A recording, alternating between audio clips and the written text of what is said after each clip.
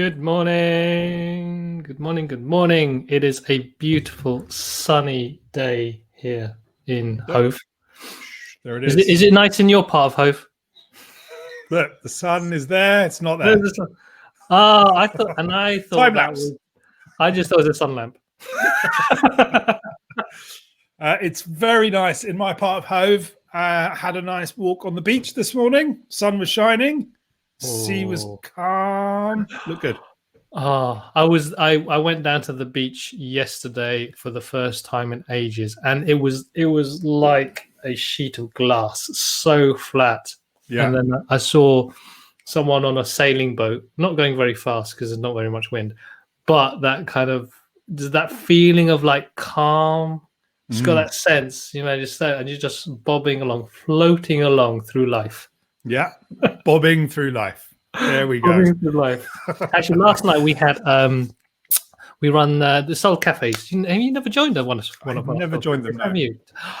Fun thing. Really interesting stuff. So yesterday we were talking about struggle and our relationships to struggle, and even like what is the purpose of struggle in life?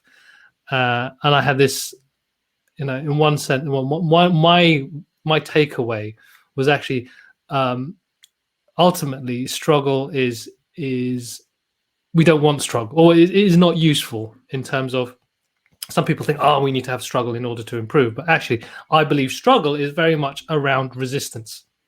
When we resist what is, when we resist the situations that we're facing, and we essentially create more challenge than there needs to be, or more effort than there needs to be because of an internal narrative, then that's struggle. But when you let yourself go to doing an all-nighter, having a difficult conversation, feeling some challenging feelings, and not judge it and not push it away, then you don't struggle.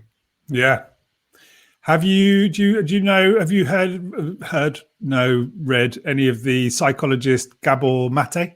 Ever come across him? I've heard of them, but not read of his stuff. Right. So I think he's mainly an addiction sort of specialist. But anyway, I was listening to an interview he was talking about, and along the lines of sort of struggle, because he was really talking about stress. So stress and struggle, same thing, and actually how really we get addicted to stress. So we get addicted to struggle because we are basically we're kind of sort of so uncomfortable with the kind of feeling with those feelings kind of going away because we've had it so kind of just sort of drilled into us for so long that actually we get addicted to the need for struggle, and so addicted to the need for stress. So kind of wander around rather than bobbing along in our little sailing boats.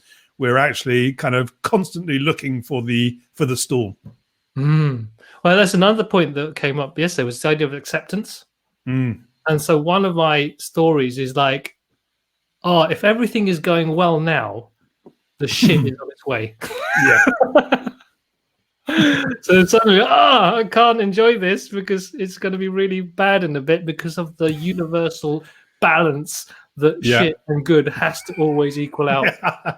Yeah. That is a really common one. I remember talking to a friend of mine who also runs his own business, and because given that like early on in his running a business, he lives in Brighton as well. And there was one time I remember him saying really early, he was so stressed out. He was down on the seafront. It was a really windy, rainy day. He was literally holding onto the railings of the seafront with the kind of storm raging around him. And it just so much sort of stress and worry, and had a sort of young family at the time.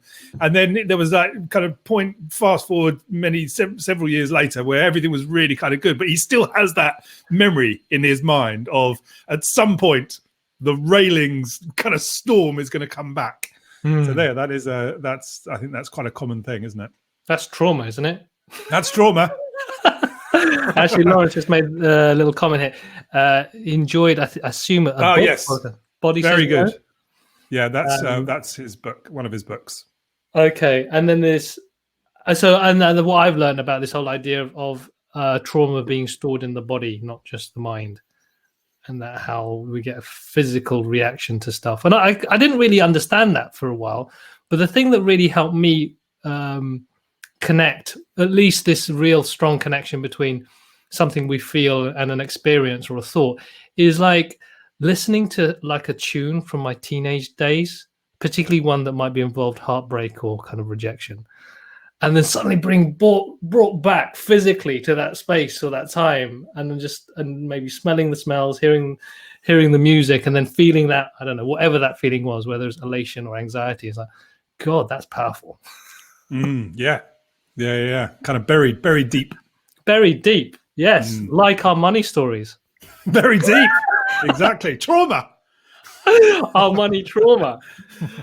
So yeah, we're going to be talking about the trauma that is the happy pricing course.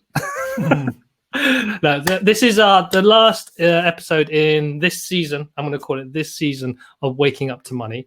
And we thought, given that we're doing the course next week, and we're going to be running through it with the next cohort, we'd kind of share what we've learned by creating this course, because this is a quite new course. We only started last December, the first time we did it, and we've been learning along the way, and essentially trying to practice what we preach, sometimes failing, sometimes doing well, but always learning. So we thought we'd tell you the story about that and just share that and how that applies to what we're trying to communicate on the program. And in the meantime, we'd love to hear any questions, reflections, and if you want to come up and you have a particular challenge you're dealing with that might relate to what we're talking about, or doesn't at all. And this specifically maybe around launching a course or pricing a new service, or maybe getting out of this rut of feeling like you're not essentially making the money that you feel you need to make.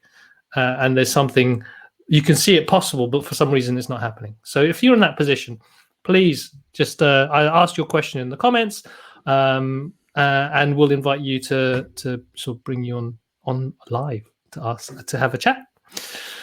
But in the meantime, Ben, do you want to start with the origin stories, or where do we want to start this?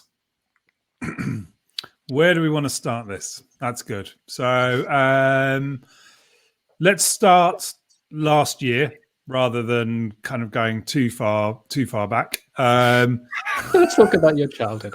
Exactly. So the real origin story. Yeah. So you and I, Carlos, have been talking about this. So I kind of came and sort of we did a fireside chat, or one of your Happy Startup Friday conversations around money, because I'd obviously been with you guys on the 2020 program, 2020 Vision program. And actually one of the really great outputs from that was kind of me sort of connecting to some of the knowledge that I'd picked up over the years of running my last business, and thinking, okay, actually one of the first and most useful things for me to do is to start getting that knowledge out of my head, as much to kind of create space for some new things to kind of flow. And one of the things that I kind of reminded myself of was having spent a kind of long time thinking about kind of money and how it relates to the running of my business, how it relates to how easy or not we are to buy, and how likely it is that our clients are buying from us. And so this kind of swirling pit of knowledge had been kind of important in running my last business. And I was kind of reminded of that by spending the kind of time with you guys on the 2020 Vision program. So I thought, yeah, it'd be kind of good to try and offer some kind of teaching and courses, because I've been doing a bit of kind of one-to-one work with people on some of these issues. And so thought, okay, so definitely kind of felt like there was a sort of useful thing to do. And then you and I started sort of talking about this and what we might do. And we kind of did a few Crowdcast things last year, and then decided that we would try and turn the knowledge that I had kind of put together into a course. And so I guess that took us to sort of some point towards the end of last year. Is that right? Exactly. And the first thing we did was have some conversations with people and just understand a little bit as to what the challenges were, because by the book, what we wanted to try and do is like, who are we talking to? Who is the customer that we want to serve? And I think the easiest thing, at least in my head, was like me when I was running my agency, or me trying to do coaching at the moment, because there's a real connection to to that situation. And I think that was kind of part of this idea that we talk about on the course of getting into the mind or the shoes of the customer. Mm-hmm. Yeah. And that was, and in absence of doing lots of rigorous surveys and customer development interviews, it was kind of like tapping into what would I want and what would I need. Is that fair? Yeah, definitely. Because I think actually, whilst there's a range of different things on the course and some specific things that people get, there are kind of three pretty key sort of foundational points. The idea that on the course we talk about it as pricing the client, not the job, but obviously that translates when you're selling a course or more of a kind of product-based thing about just the importance of understanding your customers' motivations, understanding the specific things that they are trying to change. So kind of focusing less on the kind of what of what we do, less on it's about pricing, you're learning about pricing, and more about trying to understand, well, what is it that the customer is trying to change? So if that is the kind of first thing, the second thing is really about the questions that you ask to understand that. And the third thing is about, well, how do I put all of that together in a way which makes it easier for that customer to buy? And it's that's the kind of sequence that we sort of teach on the course. And I think, if we had, I think in truth, we probably didn't follow that process to the letter, because, we start, like you say, you start with some sort of insight. Oh, I think it's good for these people. But, I'm also a bit of a sort of got the attention span of a goldfish and or a kind of puppy. So then also get quite sort of distracted along the way. You then start speaking to someone and you go, shit, actually, this is really kind of useful for you too. And then all of a sudden what starts as like a sort of a rough picture in your mind, like you say, oh, I think about myself when I was running my agency, or I think about a similar kind of thing, then kind of distracted by someone else. Oh, but actually, for you in this situation, it would be really good for these reasons. And so already you're kind of off into the reality of life. And so what is the kind of simple structure of the framework that we talk about? Then it's easy to kind of lose sight of that in the doing. Yeah. And so I think it's kind of, I guess that's the kind of first point to kind of remember. It's easy to lose sight of these things in the kind of thrust of doing. When you're actually focused on a kind of endpoint, I want to get people to join us on a course, that becomes the pull essentially. And it's easy to kind of forget the good practice that is kind of central to what we teach. Another pillar, I think, around this, which is or what I connected to when we were talking, was firstly when we were first, particularly in the 2020 Vision Program, we talked about this idea of yours, that the Buddha in the boardroom, and this real, and what I understood was this kind of real struggle of the founder, the challenges that affect someone in leadership, some of them within a business, whether it's big or small. But there's a mess of stuff, and there's a real desire to help whatever way you could. And the other thing was around this identifying people who are purpose driven, particularly those kind of people having a challenge around money and around pricing because of this conflict between the need to help and the need to create a sustainable business, and how a lot of the time we, as people who want to help, are more likely to sacrifice our own well-being and our own sort of baseline of Maslow's hierarchy of needs in order to help others. And so there was this, one element was I heard this real creative need. And then when you start talking to people, what you're talking about, then seeing these opportunities. And they think, okay, but then with agency founders, there's this issue. And actually, if they could price more effectively, they could actually make a lot more money, which then makes the value proposition of the course a different, certain value proposition. So you can price at different levels, or you can price at another level because of the very easy, tangible figure of a story and the story you could attach to that when it comes to selling something like this. Does that make sense? Yeah. So kind of losing, not kind of holding which I guess makes sense in some ways, not holding. Well, I say that, and then I was wondering whether that was true. Well, I'll say not kind of holding really as a kind of fixed idea what it is and who it's for, but actually kind of then partly responding to conversations which kind of happen along the way, and partly just kind of chasing your tail a little bit. Because I think, what you're sort of talking about actually kind of points to the sort of different things we were juggling, really, which is, on the one hand, yes, a kind of a wish, a desire to help people who were running, purpose-led businesses, work which is very much in service of somebody else, kind of helping those people, because people who kind of run businesses which were only interested in profit have spent a lot of time thinking about a lot of these money things, and they use that to their advantage. And part of what we were talking about is actually it's important that actually some of this knowledge is then shared with people who are more socially motivated or more broadly purpose motivated, so that they can enjoy this too. But of course, the thing that happens for those people, like you say, is they might compromise on their own needs, but also there is a kind of feeling in many instances that money is dirty and that profit is not the point. But of course, that's not true either.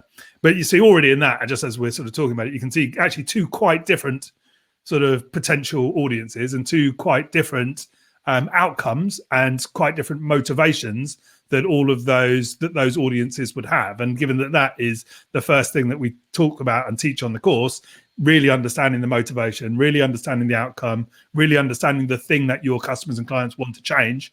Actually, what we're sort of talking about here is actually quite different people with quite different outcomes and quite different kind of motivations and things that they want to change. And this, for me, points to a really challenging pricing conundrum in terms of the way I see it. In an ideal world, in an enlightened world where all of us, can a bit released from jealousy and money stories, you price like a course like this would be personalized to each individual. A bit like we say in the course, is like, we really understand the value to you, your capacity to pay, your real understanding of how much, but what those numbers mean to you, and then you pay that much. So whether that's worth £100 to someone because then they can increase their income to maybe a couple of £1,000 for that year, or it's £2,000 or £5,000 to someone else because they're going to increase their income by £50,000 that year because of this knowledge. But then in a world of like, okay, you're gonna have a price somewhere, and you've got to be able to manage this in a way that makes sense. There's this real tension. There's this thing. Okay, well, we're gonna have one price.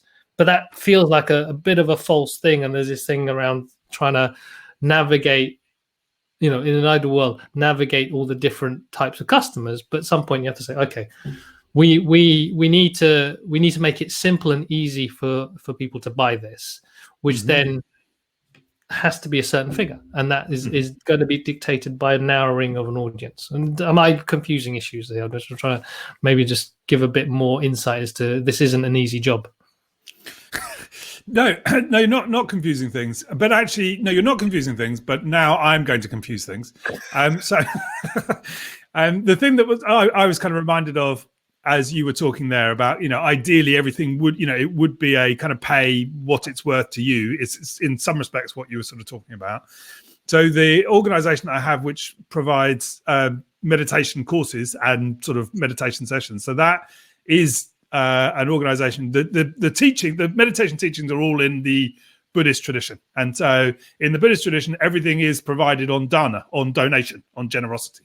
And so all of those meditation courses, not the courses, all of the classes, the meditation classes, and they happen every morning and on the weekend, they're all provided on donation, on generosity. So in effect, everybody is self-selecting a little bit that they are paying what it's worth for them. And of course, the thing that happens is most people don't pay anything at all, because that's how these things kind of go.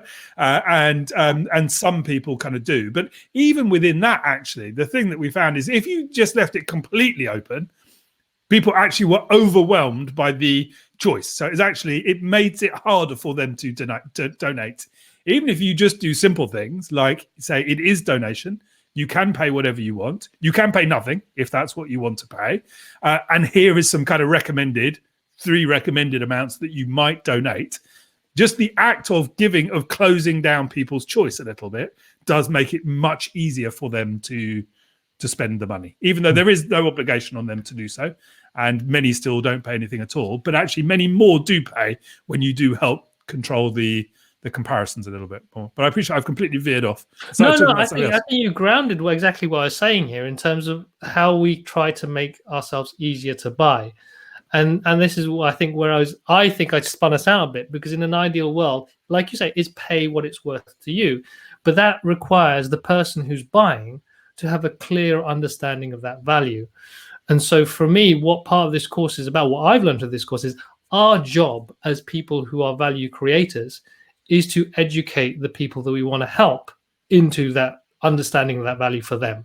And so if we just say, this is what I do, pay what you want, it definitely puts me in a spin unless I've spent some time thinking about exactly, this is how much it's going to worth for me. This is how much money I have to spend.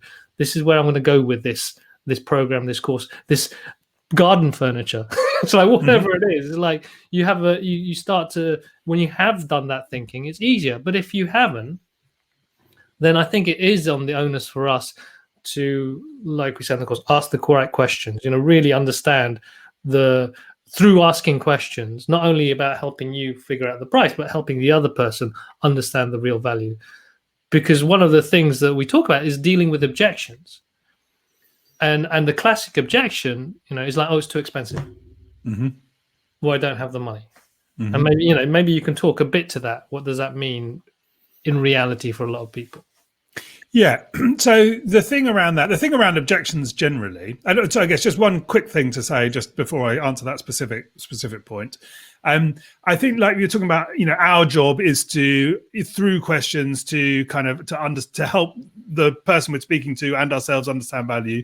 That is a long process actually, actually, like the thing that, like, we've been talking to people. There are people who are joining this cohort now who we've been talking to for 6 months, maybe more, and that weren't right for whatever reason.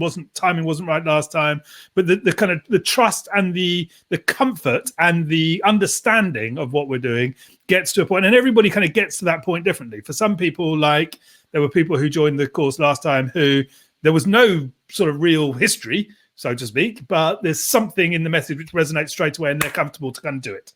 But actually, there's other people who really are much more comfortable dancing around the edge, and that they need and want more dialogue, and all the dialogue with them helps qualify and that helps us understand it more as well. So that that process of earning the trust, I guess, is what it is, and earning the understanding is a long-term thing.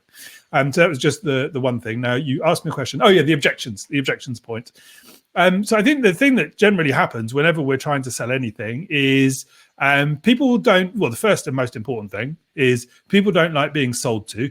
Like, you don't say, you reference the garden furniture, you don't say, I went to the shop and I was sold garden furniture. You say, I went to the shop and I bought garden furniture. That, it's the thing that you do, not the thing that somebody else does to you. And so, of course, nobody likes being sold to. But equally, it is, the onus on all of us running our own business. We do need to help people buy. We do need to sell things. And generally, people use objections because it's a defense mechanism. It's a way of buying themselves some time, either to kind of understand more, or just to kind of like literally hold you away a little bit. Like, I'm saying no, like give me a little bit of space. Because basically, what really people are saying when they say no is, I don't know. Actually, so not no, I don't know, and by saying no, it just gives me the space to kind of work it out. And of course, there might also be many reasons why they are not going to do something at that moment. But often, when people say no, it's just because they want a little bit more space, or then this particularly links to the money thing, like you're saying. If somebody says I can't afford it, actually, what they're saying is the benefit, as I understand it, of everything that you're doing doesn't yet exceed the cost of doing it, and the benefit of it needs to really very significantly exceed the cost for me to feel safe to go, now I step into it, now I will do it. And so really, when people say I can't afford it, and of course in some instances they can't, but actually for the figures, like for what we're doing, for most people, given what we know to be the outcome, but that's the important thing, actually most people can afford it. When they say I can't afford it, it's because they don't yet feel the benefit of doing it significantly, materially outweighs the cost of it. They don't understand that. So then the onus is on us to say, okay, so that's our That's that sits with us. We've not yet communicated enough, helped you understand enough the benefit of doing it, so that balance is kind of tipped. And that's, for me, I think of our conversation with Wolfgang last week, and around it's that, how do I communicate that story? How do I communicate the benefit, which usually is in story? How do I communicate that benefit in a way that it makes sense? Oh my gosh, this isn't just something that I'm going to benefit from now. It has repercussions and echoes into my future. I will benefit again and again and again. So like with Wolfgang's thing around, at bare minimum, he needs to charge 1,500 euros. I think it was something like that. Anyway, to break even and make it worth his time.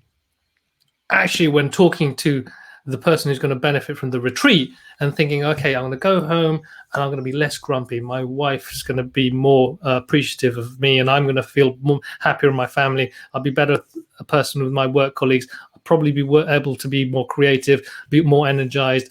My life will feel just big shift. How much is that one?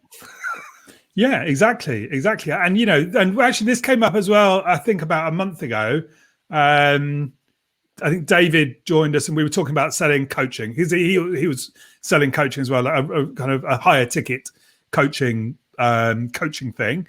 And we were sort of same sort of thing we were talking about there, which is, to really understand, well, what is it, in that instance, same kind of thing. It was like, people had a sort of transition point in their kind of careers. They've made it with a certain level of external success, and now they kind of feel like they want to kind of, it's somehow that's kind of not enough. And the coaching that they were talking about was about that sort of transition. And it's the same kind of thing you were referencing there with Wolfgang thing. You need to tap into what actually is their motivation. What actually is it that your customer, your client wants to change? Because there is something they want to change. There is a state that they want to be different. And it might be about the relationship at home. It might be about relationship with children. It might be about more time. But if it's about more time, what is the more time for?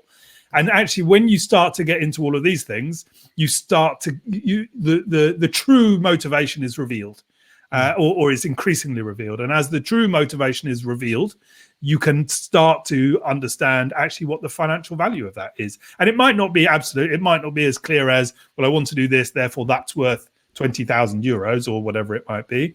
You might need to kind of explore those things a little bit to try and put some value on it. But it's in that true motivation is the important insight. And it just isn't just about services. I'm thinking about in terms of like these higher ticket item services. I was thinking about Saskia and her membership, and I think her question was around, should I charge less to get more people, or the opposite is I could get fewer but higher rate?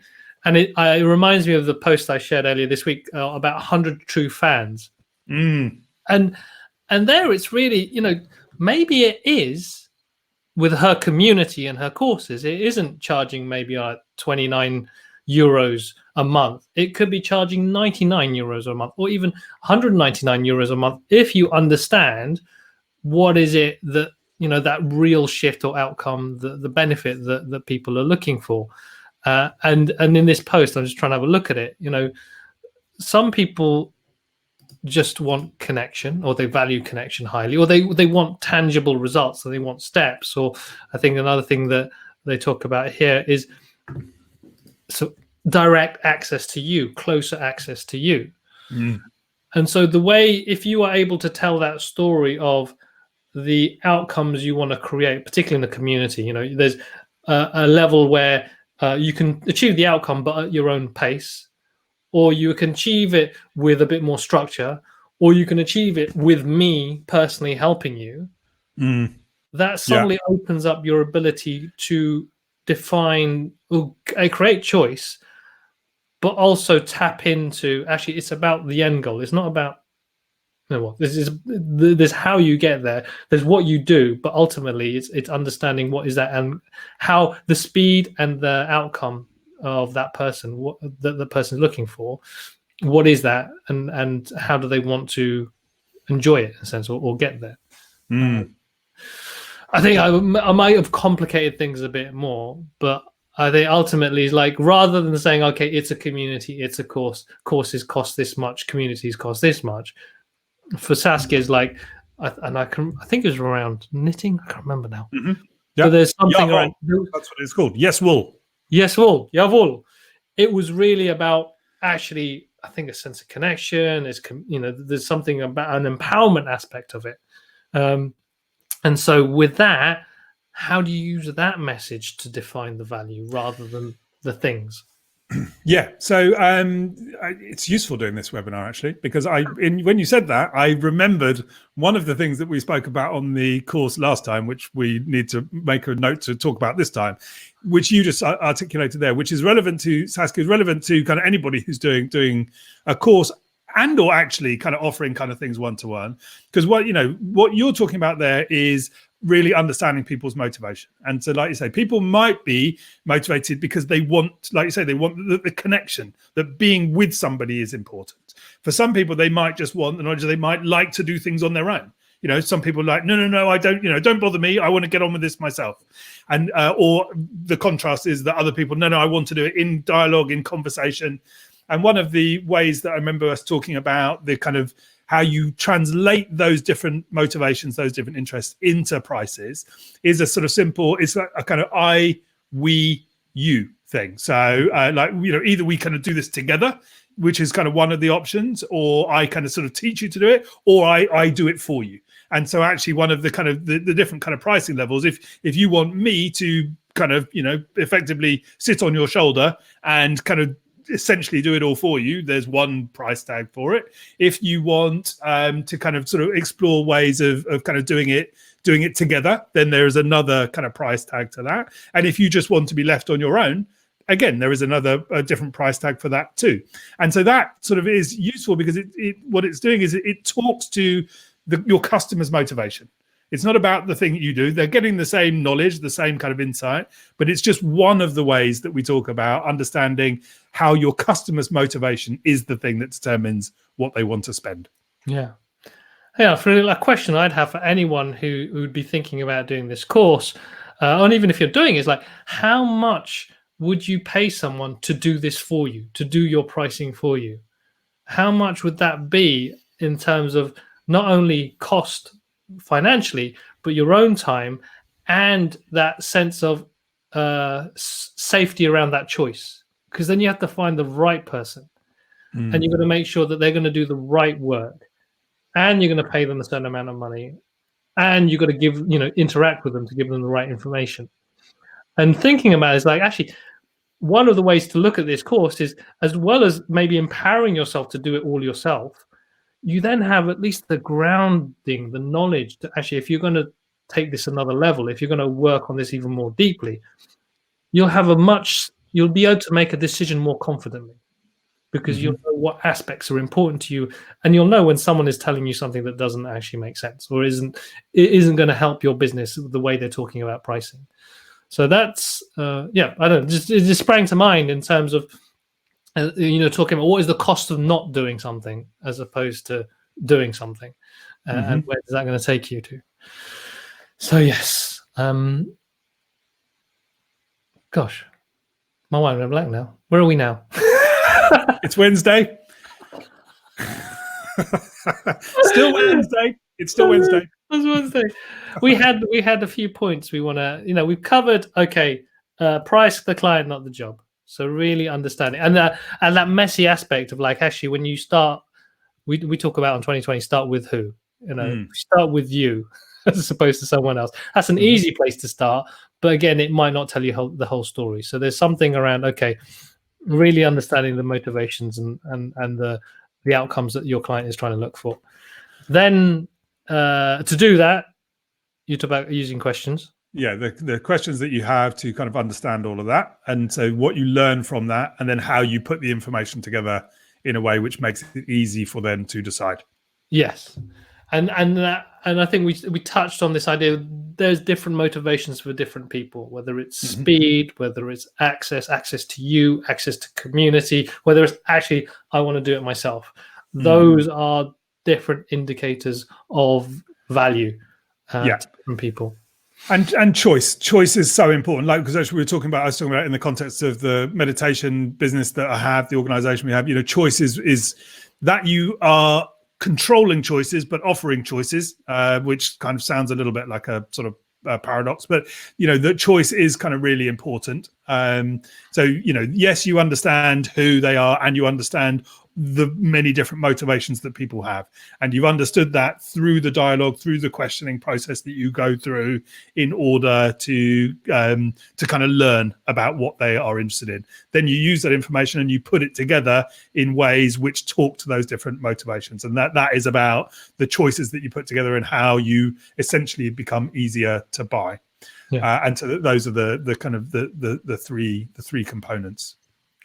And like anything, when you're learning something on your own and you're trying to do it and you're learning the concepts, the challenge is always spinning out like we did. Just, they could do this, there's opportunities. And so doing this in a group or doing this with someone who can actually compassionately critique what you're doing or ask you questions so you can make sure that you're not essentially going in too many different directions. You've got a level of focus. I think that's really important. And again, a reason why the course for us isn't just about the content. It's about doing this with other people, actually setting out some time, because it's easy to procrastinate about this. We said that in the last email. It's like when it's difficult, when it's awkward, the easiest thing to do is not do it.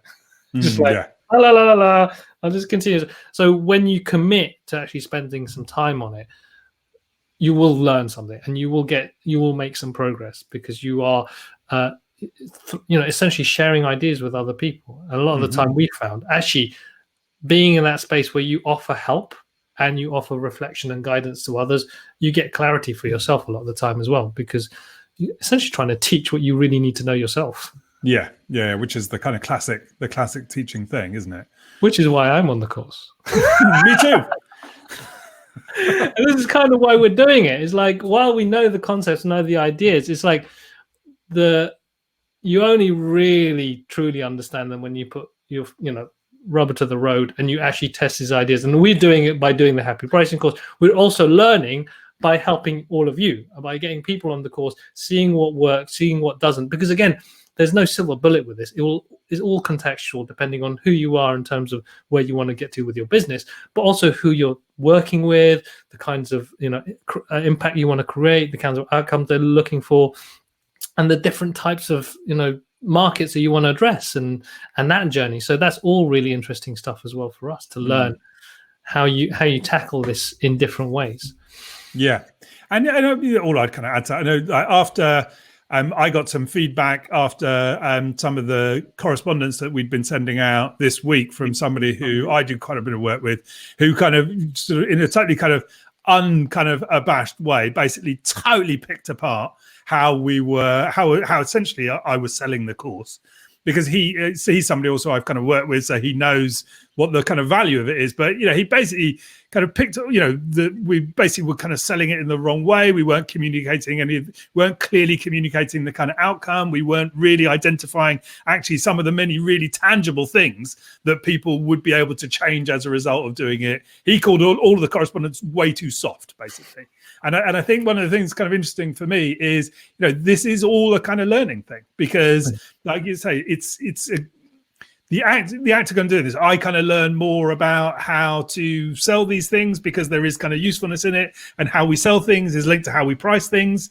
So, it's been a great opportunity to kind of learn more for me, even though loads of the kind of turnings that we've taken have been kind of wrong and run into quite a few walls. Well, part of this as well, learning a bit more about myself. Now, for instance, particularly around the objections, knowing that my default thing is if I say, all right, it costs this much, are you going to join us? And they say no.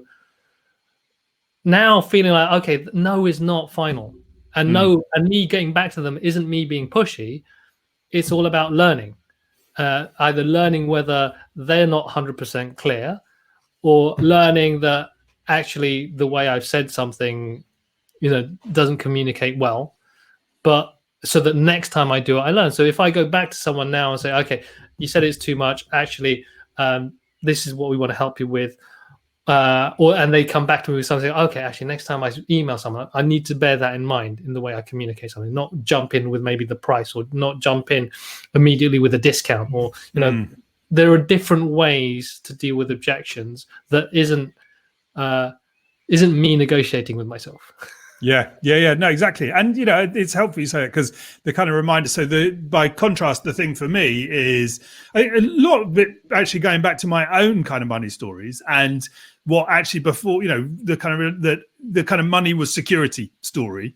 And so then how that then affects how this was true then, even when I was running my business, it is true kind of everything now. If I'm not careful, my default is actually just to feel like selling becomes a little bit of a kind of matter of life and death in some ways, because it's like, actually, I need to persuade people to kind of work with my company, or I need to persuade people to do the course, because there's a little voice somewhere hiding around, which is basically chirping away all the time, oh, you need to do that. You need to do that, because this sort of somehow money is security thing. Money is safety thing.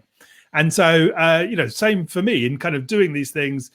That's the if I'm not careful, that's the voice which kind of holds sway over things. And so, by doing the course and teaching about it, it is a way of trying to keep a handle on that little voice for me as well. So it's a useful exercise, if quite alarming at times, because left to say that voice is really, even though I've been thinking about and working on these things for 15, 20 years, that voice is a really fucking compelling one.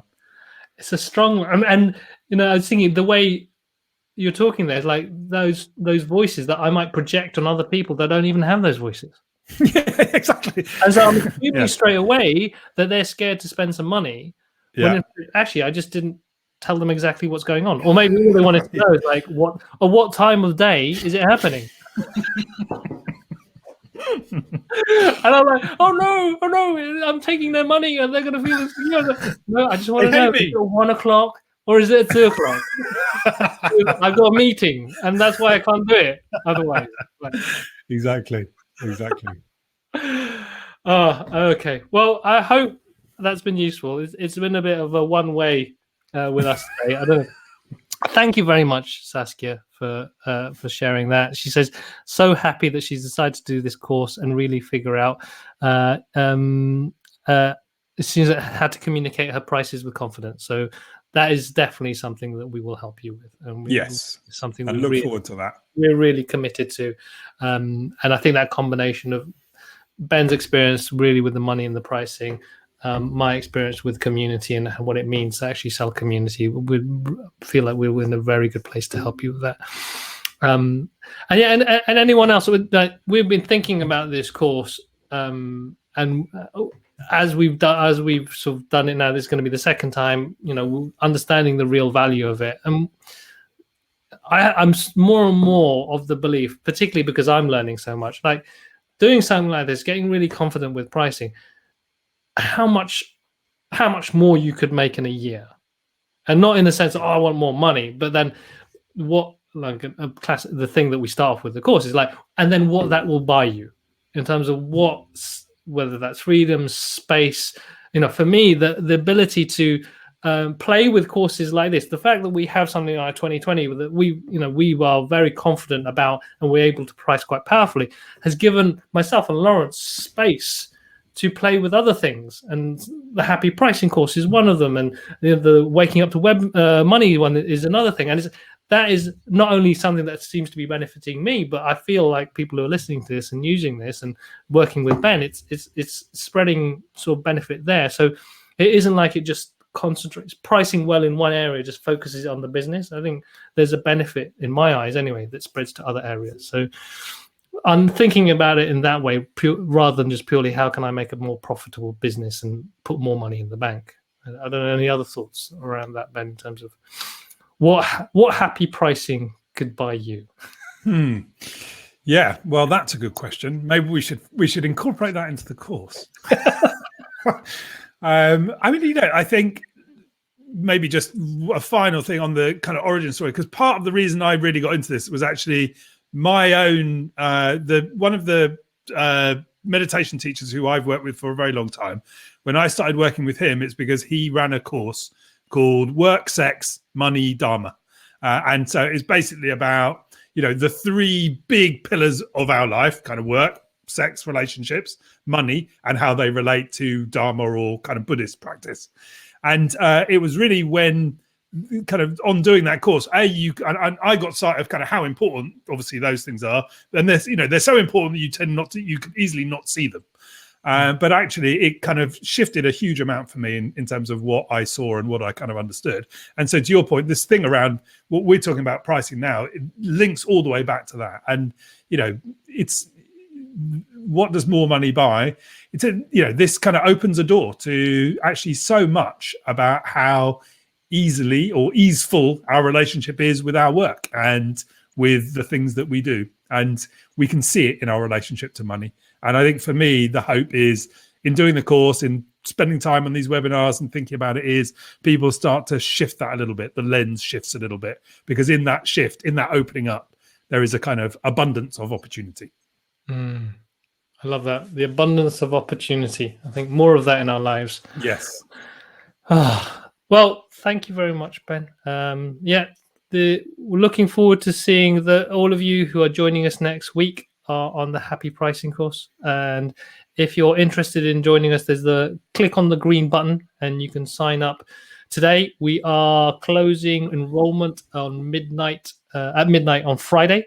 11:59 actually. 11:59. Sorry, 11:59 on Friday, the 23rd of April. Kicking off, the course will start on Monday, the 26th. We will be doing live webinars from 1 p.m. British summertime each day. But before that, we'll be sharing with you the course curriculum, and we have that on an online platform. So you'll be able to kind of identify the journey that you're going to be going on beforehand. And the purpose of the webinars is really to have a place to dive deep, answer your questions, talk a bit more about the concepts, help you embed that through discussion rather than just reading. And I think one of the things that I know I'm guilty of is sometimes I'm just lazy. I buy a course and I don't do it because it's just there, rather than actually, if we give people a time and a place to really consider it and commit to thinking about the content, it's much more impactful, much more transformational. And the conversations even just bring up even more ideas. So that's the way we want to structure these courses. A lot of us, we tried. The thing about stuff that's just purely online and self-paced, some of you, I think you people who just like to do the stuff on their own, that's cool. This the guided program is really for people who really value learning through discussion, through asking questions, and through just processing in a live environment. So if that's you, then this is the place for you. Awesome. Well, have a great rest of the morning, Ben. You too. I'll see you next Monday at 1 p.m. Almost certainly. I'll see you, Saskia, as well.